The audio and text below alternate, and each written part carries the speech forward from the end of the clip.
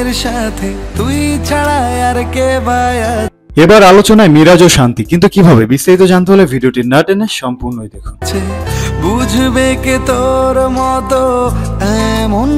সম্প্রতি মুক্তি পেয়েছে মিরাজ খান ও শান্তি ইসলামের নতুন একটি নাটকের প্রোমো, এবং মুক্তি পাওয়ার পরে ইনস্টাগ্রাম টিকটকে ব্যাপক ভাইরাল হচ্ছে নাটকের প্রোমোর কিছু ক্লিপের অংশ।